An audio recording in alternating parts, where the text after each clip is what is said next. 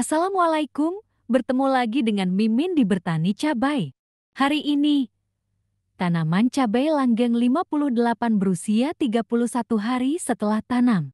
Kali ini, Mimin akan melakukan pemupukan yang keempat. Untuk pemupukan kali ini, Mimin menggunakan asam humat dengan merek Porsoil dengan dosis 1 sendok makan untuk 5 liter air. Telah banyak penelitian dan pembuktian di lapangan bahwa pemberian asam humat pada tanah dapat memperbaiki kondisi tanah-tanah pertanian yang sering ditanami, sekaligus memberikan nutrisi dalam bentuk organik bagi tanaman. Asam humat juga berfungsi sebagai caleg alami yang memudahkan unsur-unsur hara diserap dan dimanfaatkan oleh tanaman. Banyak penelitian menunjukkan bahwa penggunaan 1 kg humic acid memberikan efek yang setara dengan penggunaan 500 kg kompos konvensional. Kemudian, Mimin menggunakan pupuk Ultradap dengan dosis 1 sendok makan untuk 5 liter air. Ultradap merupakan pupuk monoamonium fosfat berbentuk kristal yang mudah larut dalam air. Pupuk ini dapat digunakan untuk merangsang pertumbuhan akar, batang, dan pembungaan pada tanaman. Ultradap dapat diaplikasikan pada berbagai jenis tanaman seperti tanaman sayuran, tanaman pangan, buah-buahan, tanaman hias, dan tanaman palawija. Kemudian Mimin menggunakan asam amino dengan merek Premino dengan dosis 10 ml untuk 5 liter air. Premino merupakan pupuk organik cair dan senyawa pembentuk hormon tanaman seperti auksin, sitokinin, dan giberelin, membantu aktivasi pertumbuhan tunas baru, bunga, dan buah. Secara struktural, Premino bekerja melalui daun dalam pembentukan klorofil untuk proses fotosintesis yang menghasilkan karbohidrat untuk energi pertumbuhan dan pembuahan pada tanaman. Bermanfaat untuk meningkatkan imunitas akibat stres pasca serangan hama, suhu ekstrim, pemindahan bibit. Melancarkan proses fotosintesis sehingga tanaman menghasilkan energi pertumbuhan dan pembuahan yang maksimal.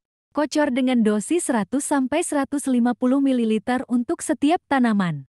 Kali ini, kita akan membahas tentang layu pada cabai, tomat dan terong bagian kedua, Fusarium. Dilansir dari bumikita.id, upaya pencegahan pada layu Fusarium. Upaya pencegahan harus diprioritaskan manakala lahan yang akan ditanami mempunyai sejarah serangan layu Fusarium di musim-musim sebelumnya. Upaya pencegahan layu Fusarium sebagai berikut. Yang pertama, pengolahan tanah dan pengaturan drainase yang baik. Yang kedua, pengapuran lahan saat olah tanah dengan dolomit dan mempertahankan pH tanah di atas senam, serta hindari pemakaian pupuk nitrat berlebihan selama musim hujan. Yang ketiga, gunakan pupuk organik, pupuk kandang atau kompos yang benar-benar terdekomposisi baik. Penggunaan Trichoderma aespa atau Gliocladium dan asam humat HUMLET yang dicampurkan pada pupuk kandang dapat pula membantu menekan perkembangan Fusarium. Yang keempat, meningkatkan daya tahan tanaman saat fase kritis atau fase peralihan, terutama saat pembentukan bunga dan buah. Pada fase tersebut energi tanaman terkuras drastis sehingga perlu asupan unsur panjang secara instan. Dianjurkan menggunakan BLOMIX yang selain mengandung fosfat tinggi juga dilengkapi senyawa fenolat untuk meningkatkan resistansi tanaman.